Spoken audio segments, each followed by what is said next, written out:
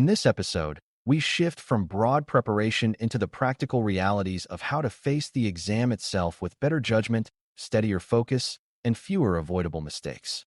For many learners, this is the point where the certification starts to feel real, because studying concepts is one thing and sitting down to answer difficult questions under pressure is something else entirely.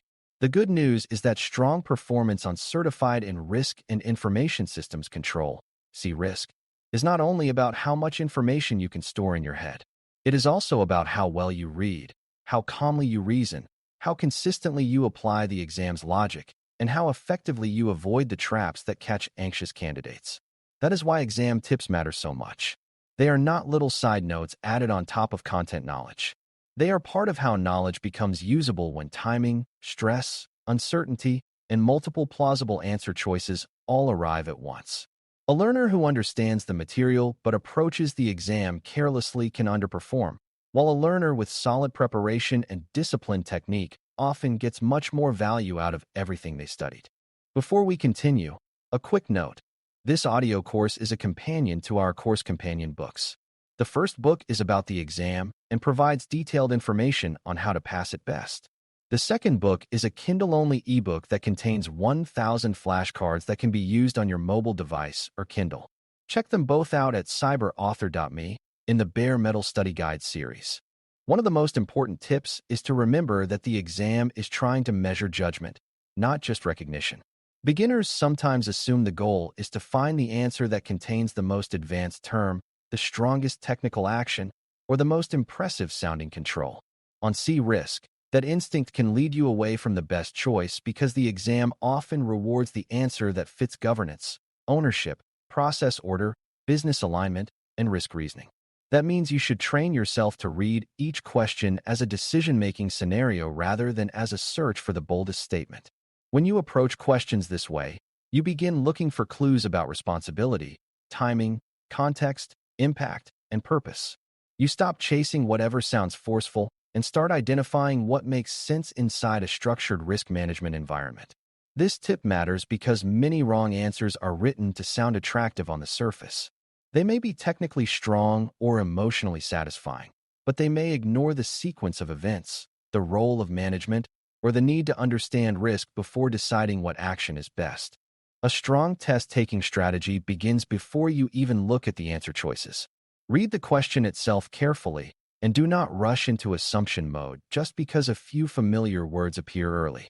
Many candidates lose points not because they lack knowledge, but because they answer the question they expected rather than the one actually being asked. The wording often includes important signals about whether the exam wants the best first action, the most important consideration, the greatest concern, the most effective response, or the role that should own a decision. Those differences matter a great deal. If you overlook them, you can easily choose an answer that is reasonable in general, but wrong in the context the question created. Slowing down for those signals is one of the highest value habits you can build. It does not mean reading in a fearful or overcomplicated way. It means treating each question as a small case where wording matters. Careful reading helps you protect yourself from careless misses, and careless misses are often more damaging than hard questions because they waste points you were fully capable of earning. Another helpful strategy is learning to identify what the question is really testing underneath the surface language. A scenario might mention controls, a project, an incident, a business process, or a policy issue, but the real issue may be ownership, governance, risk prioritization, communication, or monitoring effectiveness. Beginners often become distracted by the most visible object in the question and miss the underlying principle being examined. For example, a question may seem to be about a control weakness, but the better answer may depend on whether management understands the business impact or whether responsibility has been assigned correctly. This is why pattern recognition is so useful on C-Risk. You are not memorizing question forms. You are learning to see what kind of professional reasoning the exam is asking you to apply. The more you practice that skill, the less likely you are to be pulled off course by distracting details. This is especially valuable under time pressure because you begin recognizing familiar logic even when the topic framing changes. It turns a complicated-looking question into a more manageable decision problem. A very practical exam tip is to pay close attention to words that imply priority and sequence. Terms that point to order matter because risk management is not random. Some actions must logically happen before others, and the exam often tests whether you understand that structure. A candidate may be tempted to jump to a strong corrective action, but if the question is really asking about the best first step, the correct answer may involve assessment, clarification, communication, or establishing ownership before action is taken. Likewise, if a scenario is already deep into monitoring or response, the best answer may not be another round of initial analysis. Understanding where the organization is in the process is often the key to answering correctly. This is one of the easiest areas for otherwise capable learners to stumble, especially if nerves make them impatient. They see a problem and immediately want to solve it. The exam, however, is often asking whether you know what should happen next in a disciplined sequence. Respecting sequence helps you think like the exam, and thinking like the exam is far more reliable than relying on instinct alone. Elimination is one of the best test-taking strategies available, especially when several answer choices seem plausible. Many learners think elimination is only for cases where they have no idea what the answer is, but that is too limited a view. Even when you know the material fairly well, elimination helps organize your reasoning and protect you from being seduced by wording that sounds good but does not fit the question. You should practice asking why an answer is wrong, not only why another answer feels right. An option may be too technical, too early, too late, too reactive, too vague, too focused on symptoms instead of risk, or too disconnected from business ownership. Once you identify those weaknesses, the field narrows and the correct choice often becomes much clearer. This is a very useful skill because it gives you something concrete to do when certainty is incomplete.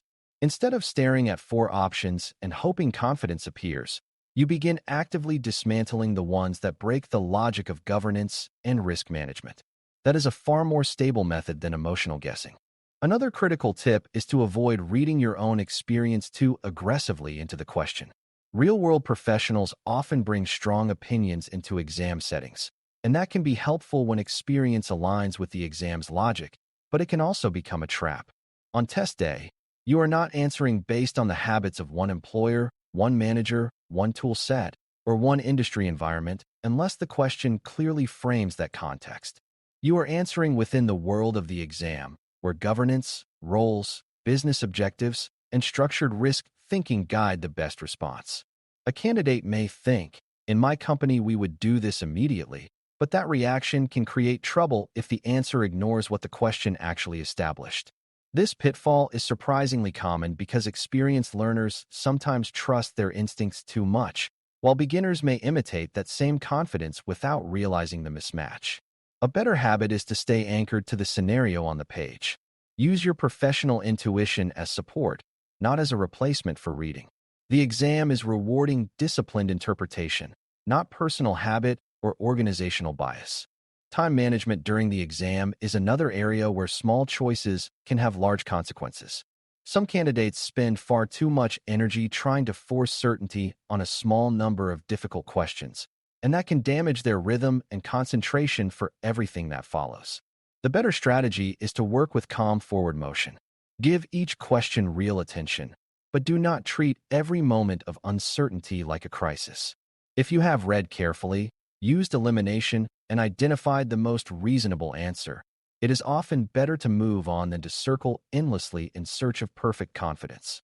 Overthinking can be just as dangerous as underthinking, especially on questions where 2 options seem close. In those moments, your goal is not mystical certainty. Your goal is disciplined judgment based on the exam's logic. A steady pace protects both time and emotional energy. It also helps prevent the late exam collapse that happens when a candidate arrives at the final portion mentally drained from wrestling too hard with earlier questions. Good pacing is not rushing. It is the art of preserving clarity across the entire exam experience. A common pitfall is treating emotionally intense answer choices as automatically stronger than calm, process-oriented ones. In cybersecurity, urgent language often feels powerful because real incidents and control failures can create genuine pressure. The exam writers know this, which is why some wrong answers sound decisive, forceful, and satisfying. They promise immediate action, dramatic escalation, or sweeping correction. Sometimes that is appropriate, but very often the better answer is the one that reflects order, accountability, communication, or assessment before reaction. This is where discipline matters more than adrenaline. The exam is not awarding points for sounding the toughest. It is awarding points for choosing the action or consideration that best fits a well-governed organization managing risk responsibly. If you notice yourself gravitating toward an answer because it feels intense, stop and ask whether it actually matches the role, timing, and objective described. Emotional answers can be attractive because they feel safe, but safe sounding is not the same as correct. Calm reasoning usually outperforms reactive urgency on an exam built around risk management judgment. One more important strategy is to watch for answer choices that are technically true but not responsive enough to the question being asked. This is a subtle trap because an option may state something sensible and still be wrong if it is too general, too broad, or only loosely related to the decision point in the scenario. Learners often pick these answers when they recognize familiar language and feel reassured by it. The problem is that the exam is often testing precision and judgment, not merely agreement with good ideas. If the question asks for the most important next step, a general statement about awareness or policy value may be less useful than a specific action tied to ownership or risk assessment. If the question asks for the greatest concern, a truthful but low-priority issue may still be wrong. This pitfall teaches a very important lesson about exam reading. You must match the answer to the exact demand of the question, not just to the general subject area. The right answer usually fits tightly. The tempting wrong answers often drift around the topic without landing on the real decision point. Confidence management is also a major part of successful test taking. Many learners do not realize how much their performance is shaped by the story they tell themselves while answering questions. If every uncertain moment becomes evidence that the exam is going badly, focus begins to break down. A hard question then becomes two problems instead of one: the question itself and the anxiety response it triggers. A better strategy is to normalize uncertainty. You should expect some questions to feel difficult, some answers to feel close, and some moments to require your best judgment without full comfort. That does not mean you are failing. It means you are taking a serious exam. When you accept that reality, you preserve mental energy for reasoning. This is extremely important because anxiety narrows attention, makes rereading less effective, and increases the chance of impulsive choices. Calm does not mean feeling perfect. It means continuing to think clearly even when certainty is incomplete. That is a professional skill as much as an exam skill, and it helps turn preparation into actual performance when it counts most. Another common pitfall is changing answers too casually. There are times when revisiting a question leads to a better decision because a detail becomes clearer or because later questions remind you of a principle you overlooked. That can be helpful. The danger comes when candidates begin changing answers for weak reasons, such as a vague feeling of discomfort, second-guessing caused by stress, or the belief that the first choice must be suspicious simply because it came quickly. Your first answer is not always correct, but it often reflects your clearest reading before anxiety starts adding noise. A smart strategy is to change an answer only when you can identify a concrete reason grounded in the question or the exam's logic. Perhaps you missed a sequence clue, overlooked the role named in the scenario, or realized an option was too reactive for the stage described. Those are good reasons. A nervous feeling by itself is not. This matters because unnecessary changes can quietly erase points, especially late in the exam when fatigue makes doubt more persuasive than logic. Careful review is useful. Aimless reversal is dangerous. It also helps to remember that the exam is not asking you to be heroic. Another pitfall for some candidates is assuming the best answer must involve dramatic personal action, immediate technical intervention, or an attempt to solve everything at once. In the world of governance and risk, strong decisions often look more measured than that.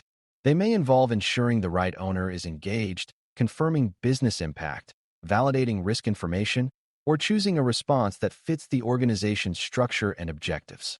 This can feel less exciting than a sweeping fix, but it is usually much closer to the logic the exam rewards. C-risk is grounded in responsible management of risk, not in fantasy scenarios where one person solves a complex organizational problem through sheer urgency. Keeping that in mind can protect you from answer choices that flatter the candidate's ego rather than match the discipline of the certification. The exam is not asking whether you can act like the loudest responder in the room. It is asking whether you can think like someone who understands how organizations make and support sound risk decisions. As you bring all of these ideas together, the main pattern becomes clear. Strong exam performance usually comes from careful reading, respect for sequence, clear attention to ownership and business context, disciplined elimination, steady pacing, and emotional control when certainty is incomplete. Weak performance often comes from rushing, reacting to technical keywords, overvaluing dramatic answers, importing too much personal experience into the scenario, or changing answers without solid reasons. These are not random tips. They reflect the deeper truth that this exam rewards structured judgment over impulse. Once you understand that, test-taking becomes less mysterious. You stop seeing the exam as a collection of traps and start seeing it as a place where mature reasoning has a real advantage. That is an encouraging message for any serious learner, because it means improvement is possible through habits you can actually practice. If you carry these strategies into the exam and stay alert to these common pitfalls, you give your preparation a much better chance to show up as performance when the pressure is real. Thanks for listening. For more audio courses, daily newsletters, and more, please visit baremetalcyber.com.